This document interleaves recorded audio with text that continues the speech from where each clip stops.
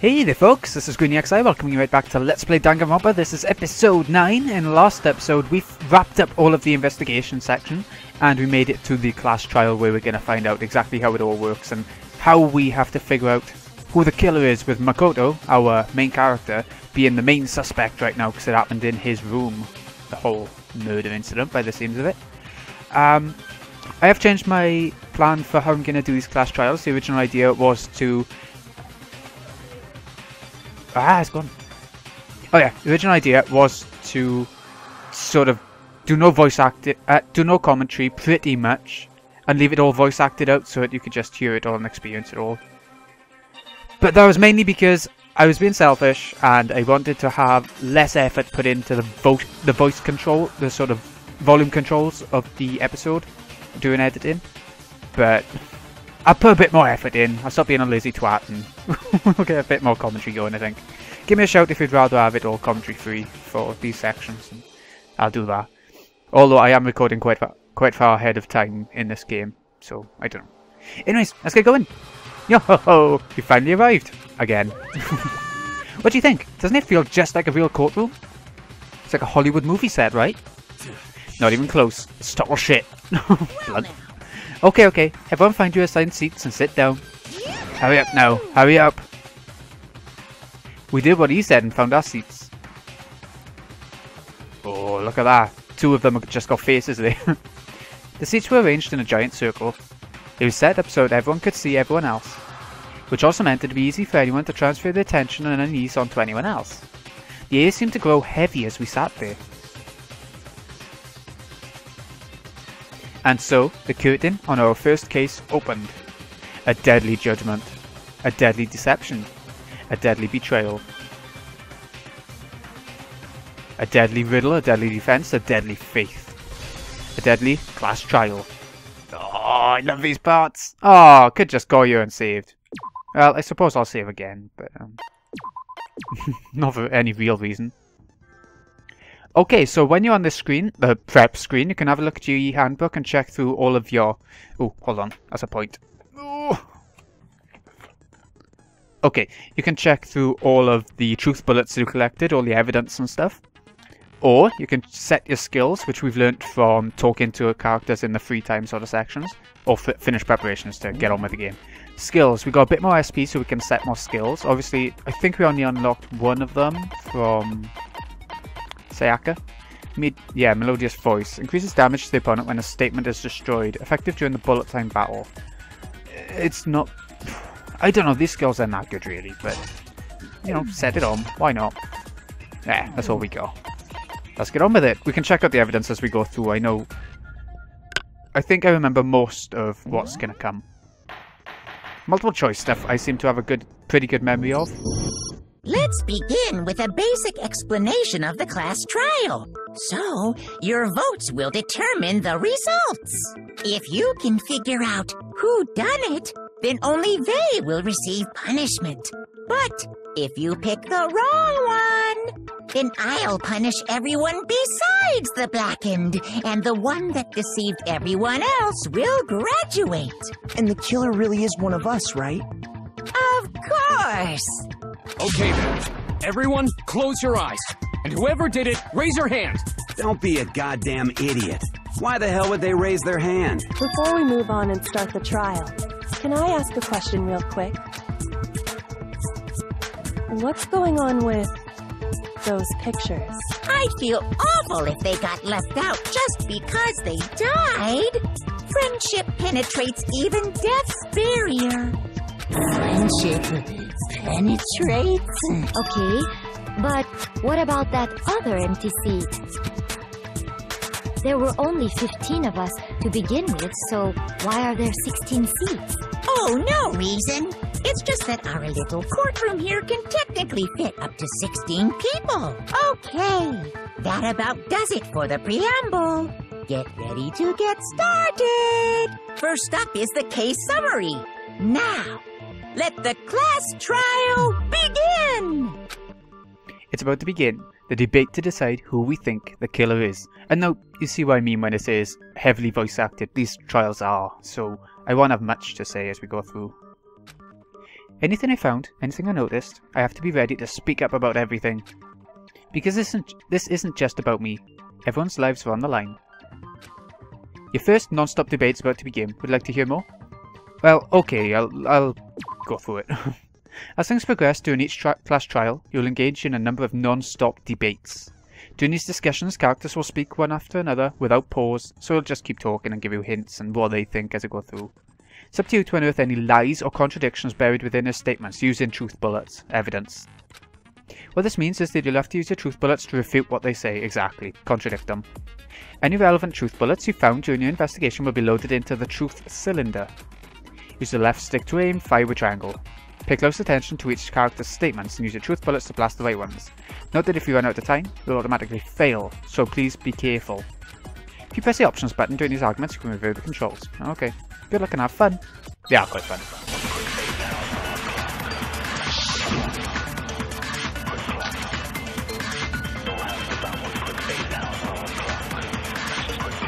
I assert that the one who was murdered was Miss Sayaka Maizono!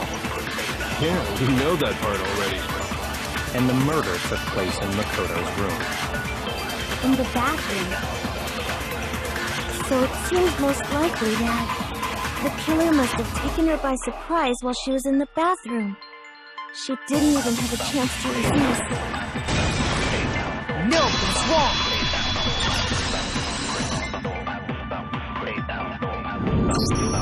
Just a second, Chihiro. Try to remember how my room looked.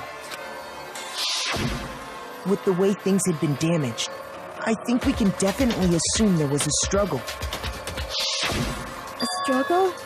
Between who and who? Between Sayaka and the killer, of course. So you're saying Sayaka wasn't caught by surprise in the bathroom?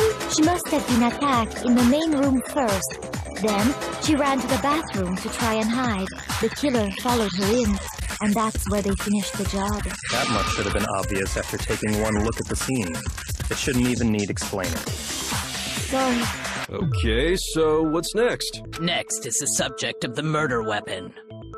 Wow, this is starting to sound like a real trial. We need to determine what was used to kill Sayaka.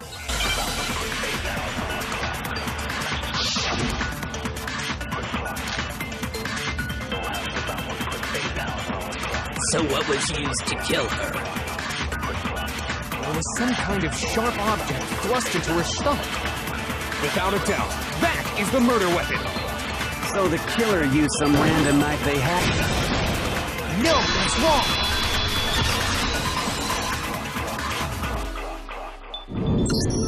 No. I do think it was a knife, but not just any knife. I'm almost positive it was a kitchen knife. Huh? A kitchen knife? After the murder, we discovered that one of the knives from the kitchen was missing. Which means that knife must be the murder weapon.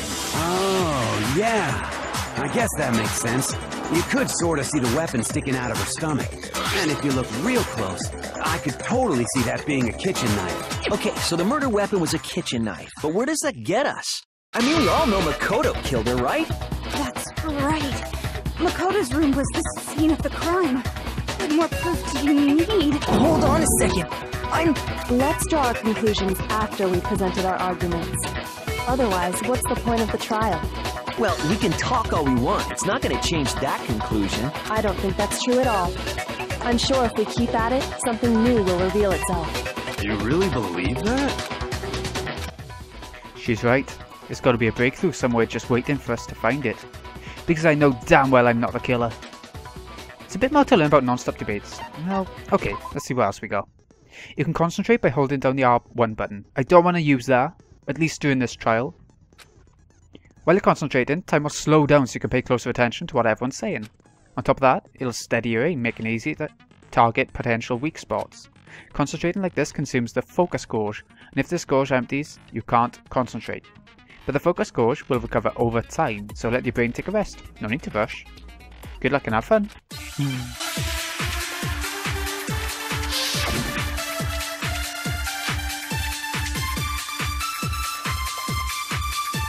So I guess there's no question that the kitchen knife was the murder weapon. But where does that get us? Makoto must have taken it from the kitchen, right? He did it in secret. No, that's wrong!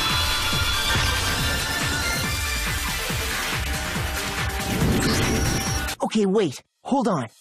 I didn't take the knife from the kitchen. Next, you're gonna say you're not the killer, right? Go ahead and say it all you want. Well, what if I have a witness? What do you think, Hina? Huh? Remember what you were telling me earlier? Well, I went to go get some tea from the kitchen last night and all the knives were still there. But when I finished my tea and I went back into the kitchen to wash my glass, one of the knives were gone. So you're saying the knife disappeared while you were drinking your tea in the dining hall? Yeah. Just to be perfectly clear, the knife disappeared while you were in the dining hall, correct? Yeah, that's right. And at any point while you were there, did you ever see me come into the dining hall? No, I don't think so. You don't think so? No, he definitely wasn't there. The knife disappeared while Hina was in the dining hall. But I wasn't there the entire time. In other words, there's no way I could have taken the knife.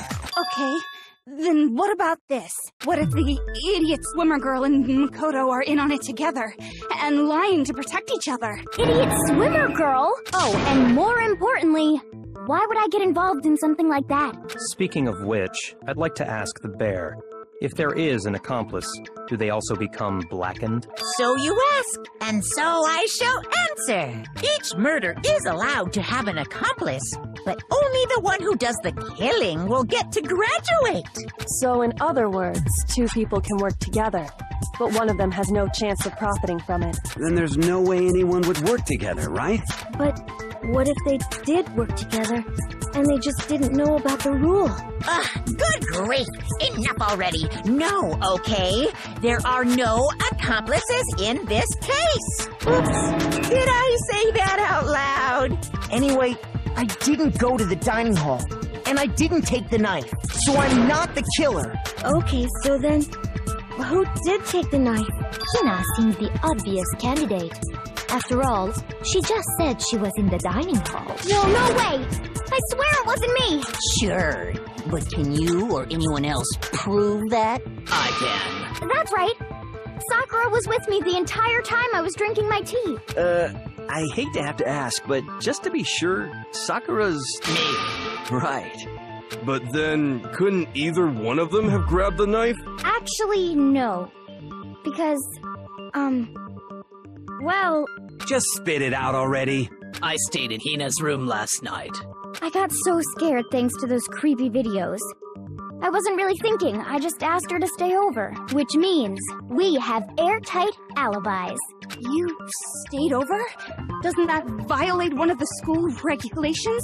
We're not allowed to sleep anywhere but the dorms, but it doesn't say we have to stay in our assigned room, so I don't think that's a problem. It is a problem! A boy and a girl spending the night together? It's unwholesome! But I'm a girl. You are? Oh my gosh, I'm so sorry! But if it wasn't either of you, then what other possibility is there? Actually, there is one other possibility. Right, Hina? Oh, yeah, that's true! One other person did come to the dining hall while we were there. Why didn't you say so in the first place? Well, because... they're not here anymore. Someone who's not here? You talking about? Sayaka. She's the one who came to the dining hall. And then later, she wound up dead. Sayaka? Okay, so the person who took the knife from the kitchen was... Sayaka. I got it! Then, Sayaka is the one who took the knife? That's the only possibility. And thinking back on it, she was acting kind of unusual. When she came into the dining hall, she didn't even look at us. She just went straight to the kitchen. As she left, she said she just wanted a drink of water. And the person who took the knife was the victim herself! I'm sure she just took it for self-defense. So you're saying the knife she took was then taken from her, and she was killed with it? In that case, you may not have taken the knife, but you still could have killed her. What? See? He did do it after all! No, you're wrong. So, that's how you would twist the argument and send us all off in the wrong direction? You possess a most terrifying talent. Damn, if I don't do something, they're gonna blame me for the murder. Don't they understand?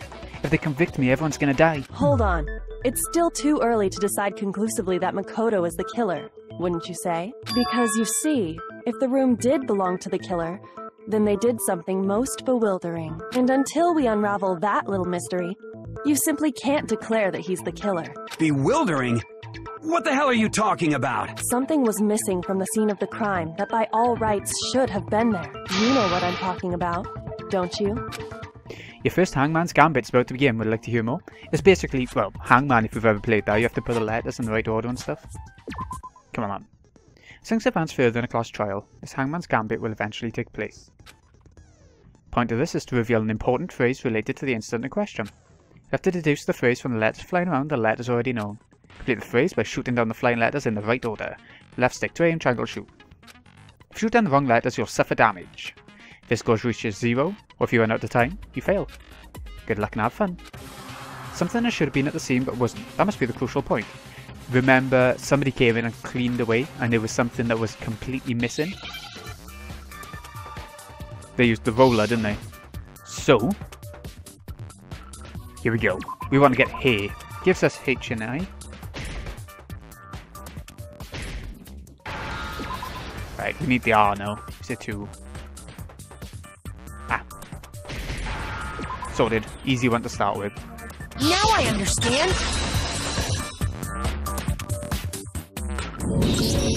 That's right. There wasn't a single hair on the floor. So, the culprit removed some evidence? Yes. And if I were the culprit, why would I need to get rid of all the hair in my own room? It wouldn't be unusual at all to find my hair at the crime scene if the crime scene is in my room. The reason all the hair was gone was to remove any trace that Sayaka had ever been there. That makes sense, does it not? No. If that were the case, they would have had to do something about the body itself, not just her hair. Yes, very true, very true. Okay, then why wasn't there any hair on the ground? The killer got rid of it all, of course, to remove any trace that they had ever been there. Wait, then that means... Precisely. It's simply beyond reason to believe that the room's owner and the killer are one and the same. Then Makoto isn't the culprit? Are you sure we can decide something so important based solely on the absence of some hair? No. There are other reasons that prove why Makoto couldn't have done it. I would like to hear these reasons. Do you remember anything remarkable about the bathroom at the scene? Sayaka was attacked in the main room first, then fled into the bathroom, right? Yeah, then they ran after her, got into the bathroom, and stabbed her. And how did the killer get into the bathroom? Did they have any trouble with it? What do you mean? It's fairly certain that the killer had some trouble getting into the bathroom. There was clear evidence left behind. Do you remember, Makoto? The killer struggled getting into the bathroom, and the evidence that proves it is the object the killer broke. It was the broken doorknob, because they didn't know that it was, it wasn't locked. I got it! Evidence that the killer had trouble getting into the bathroom. You're talking about the doorknob, right? Huh? The doorknob? What doorknob? The doorknob for my bathroom. It was completely broken. See how the top part was unscrewed? And the doorknob's about ready to fall off? Oh yeah, true. But what does it mean? In trying to bypass the lock, they ended up nearly removing the entire doorknob. This is another most bewildering act for the room's owner. It proves Makoto is beyond suspicion. So what? You're saying he wouldn't break the door in his own room? But if the only choice you have is to break it, you break it. There's nothing bewildering about it. You still don't see? Okay then, let's take another look at how the incident unfolded. Hopefully that will help you understand. Kyoko said it was a bewildering act. I almost didn't notice it at first, but is that the key point here? There's a bit more to learn about non-stop debates. Come on then. From here on out, the number of weak spots will start going up. But no matter how many weak spots, there's essentially only one lie or contradiction in that debate. What I'm trying to say is, not all weak spots you see are necessarily false. Use a truth bullet on the wrong one, and not only will you fail to refute what they say, but it'll also lower your trust with everyone, and the influence gauge will take damage. And you don't want to lose it all. Now this is important because if your influence gauge reaches 0, you fail. You'll have to rely on your own logic to determine which weak spots are actually lies or contradictions. Good luck and have fun!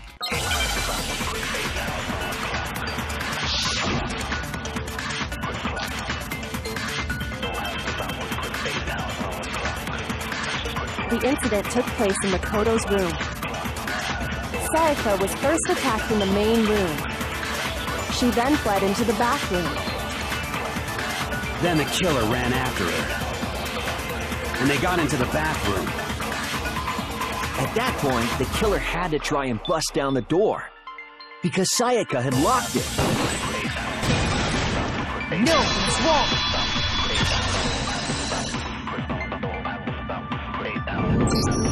The reason my bathroom didn't open wasn't because it was locked. After all, the girls' rooms are the only ones with locking bathrooms, right? Yes, now that you mention it, that is true. Then why didn't your bathroom door open? Because it was stuck. Huh? What are you talking about? My bathroom door doesn't fit in the frame quite right. Monokuma over there can testify to that. Yup, true as true can be. But you know, you're supposed to be the ultimate lucky student, right? But to have such a cruddy door. That's not lucky at all. So the reason the door didn't open was just because it was stuck. But the killer didn't know that and assumed it was locked. So they tore apart the doorknob to get in. Okay, but then why would the killer even think the door was locked in the first place? Everyone should have known you can't lock any of the boys' bathrooms. The killer could easily make that mistake, thanks to one important detail about the scene of the crime. The killer was convinced the bathroom door was locked, so they didn't know that the door actually couldn't be locked. In other words, the important detail about the scene of the crime that they didn't know was, the crime took place in my room. I got it! The killer must not have realized that it was my room. What? Are you saying the culprit didn't even know where he was? That's inconceivable. And yet, he's absolutely right. Say what? Well, to be more specific, what the killer didn't know was that Makoto and Sayaka had switched rooms, which is what led to the misunderstanding about the bathroom. If Sayaka had been in her own room, then there would have been a lock on the door, and they would have had to break through! So they had no idea how unnecessary their actions were. Ultimately, we can't know if it came open by force or simply by accident. But the killer must have been considerably confused, with no idea how they actually got the door opened. Regardless, it was a pointless act. Wasting time trying to break down a door that wasn't locked is Definitely something I wouldn't do, since I would have known exactly why it wasn't opening, right? That is a definite possibility. So the killer would have to be someone who didn't know they'd switched rooms? Then Makoto couldn't have done it. That's what I've been trying to tell you. Okay, then who did do it? I'm sorry, but I give up! Quit without saving! But what happens if we can't decide on who we think did it? Well, why don't we just vote right now? Majority rules! Majority rules? You really think that's a good idea?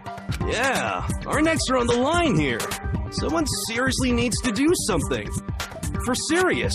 Does no one have any other thoughts or questions? It does not matter how trivial they may seem. Oh, as a matter of fact, I do have one question. Oh, you don't gotta sound so disappointed. It's fine, it's fine. Just ask your question. Oh yeah. Okay, so, well, I was just wondering, how did the culprit get into Makoto's room in the first place? Yes. How did the killer get inside? Maybe Sayaka just dropped the key somewhere and the culprit picked it up.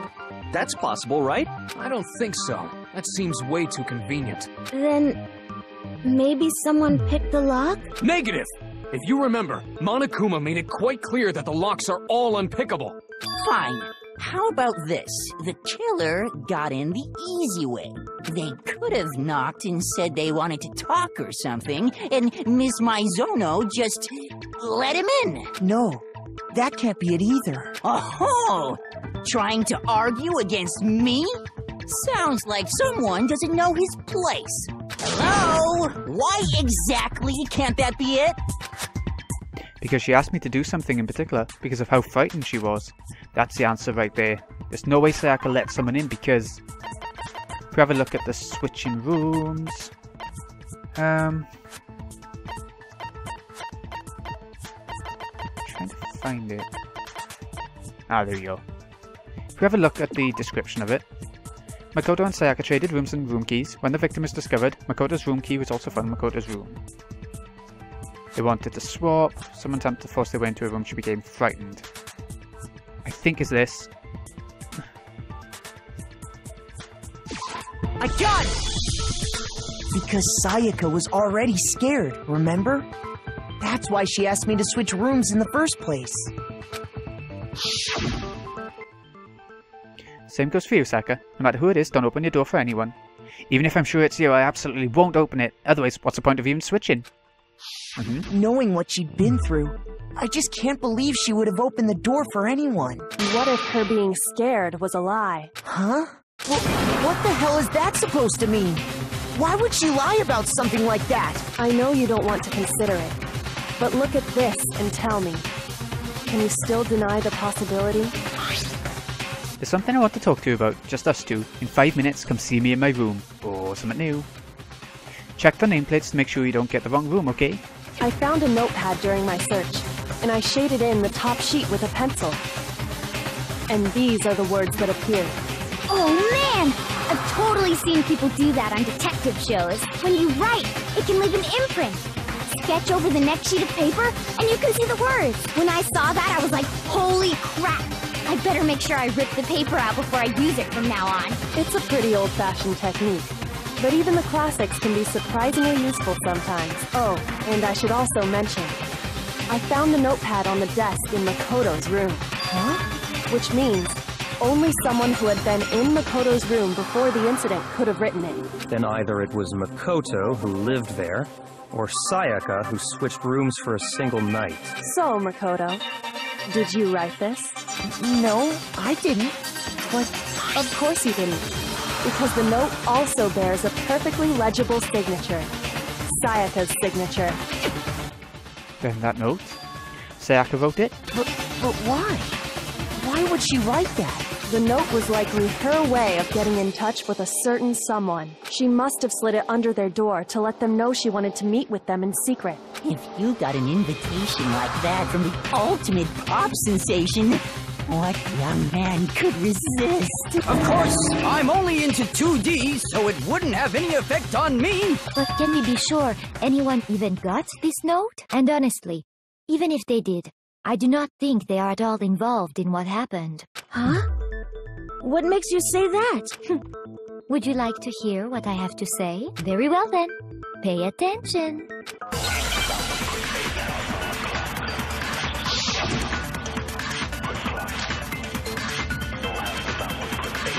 Sayaka and Makoto switched rooms, correct? But in the note, the place they were asked to come to, it specifically says, my room. I see. So if someone read that note, then they would have gone to Sayaka's room. Exactly. The room that Makoto... No, that's wrong!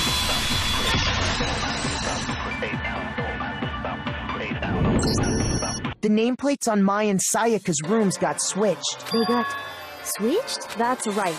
The nameplates got switched, just like the rooms themselves. As a result, the nameplate on Sayaka's room actually had Makoto's name. And the nameplate on Makoto's room had Sayaka's. So what you're saying is, the room Sayaka was staying in was actually marked as her room. Then, if someone did do what the note said, they would end up at Makoto's room where Sayaka was. Plus, their rooms are right next to each other, so switching the nameplates would be no problem. And the one who switched the names was... Well, of course it wasn't you, right, Makoto? Right. Okay, then who did it? There's only one person who could have switched the nameplates. The only other person who knew we had switched rooms. Sayaka. I got it! Me and Sayaka were the only ones who ever knew about us switching rooms. So the only other person besides me who would even know to switch the nameplates was Sayaka. You can also infer as much from her note. There's something I want to talk to you about. Just us two. In 5 minutes, come see me in my room. Check nameplates to make sure you don't get the wrong room, okay? Check the nameplates. She's specific about it. She specifically tells the reader to check the nameplate. She would only have written that if she knew the nameplates had been switched. But why would she switch them in the first place? She wanted someone to come to the room she was in, and also hide the fact that it was Makoto's room. What? Inviting someone to your room, but not telling them you'd switched rooms. Why would anyone do that? To understand that, we first need to understand what happened after she invited the person into the room. That's where the answer lies. What happened then was probably whoever she invited over came in and attacked her. We figured it out! We know who did it! Whoever she invited over is the culprit! But we still don't know who it is, you goddamn idiot! Sayaka fought with her killer there in the room, yes? Perhaps the answer to our previous question lies in that initial struggle. Yes, I think you're right. Then we just have to figure out what happened during the fight, right? That reminds me. There was a replica sword at the murder scene. Was that perhaps used during the fight? Oh yeah. What's the deal with that sword? Sayaka suggested I should hold on to it. I thought it might come in handy if I had to defend myself. It seems pretty likely that the killer used it to break Sayaka's right wrist. But how the hell could you possibly know that's what broke her wrist? The reason I know Sayaka's wrist was broken with a fake sword is because when you look at her wrist, it's no doubt. Yeah, there was gold on it, wasn't it? Was it to Sayaka's wrist? Yeah, see that little bit of gold. I got it! All you have to do is take a good look at her broken wrist, and it should become pretty clear. Right there where her wrist is all swollen. There's something glittery there. See? Is that gold? It sure is. Specifically, the gold coating from the replica sword. You barely have to touch that stuff, and it'll stick right to you. And there's some on her wrist because... I got it! Because she got hit with the sword! Right there on her wrist! I see. And so the truth draws ever closer. Alright, then it's about time to solve this mystery. What happened in my room? And what led to Sayaka's death? That's what we need to make clear. There's a bit more to learn about them. Okay. You get used to them. Starting with the next debate, I'll start loading multiple truth bullets into your truth cylinder. But just like with the weak spots, only one of those bullets can actually refute the proper statement. In other words, from here on out, you'll have to combine the right truth bullets with the right weak spots. It's get into it, you have to really understand things, I think. If you come up with the wrong combination, you'll take damage to your influence scores. You can press the L1 button to rotate the cylinder and choose which bullet to fire. Press and release the L1 button to cycle through each bullet. Or you can hold down, then use the left stick to select a specific bullet. By the way, if the logic difficulty is set to kind, 4 bullets will be loaded. Set to mean for purposes this time. Good luck and have fun!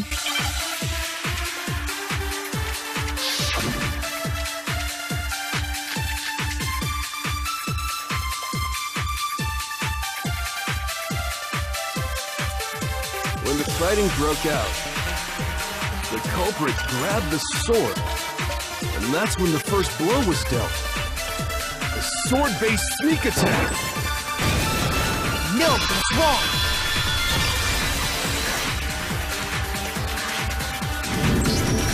Actually, no. I don't think the fight started with the sword. Why not? Because the sword sheath had been scratched. See? There's a gash in it. Like someone cut into it with something sharp. Something sharp? You mean like the kitchen knife? That was the only sharp thing found at the scene. Stop jumping ahead!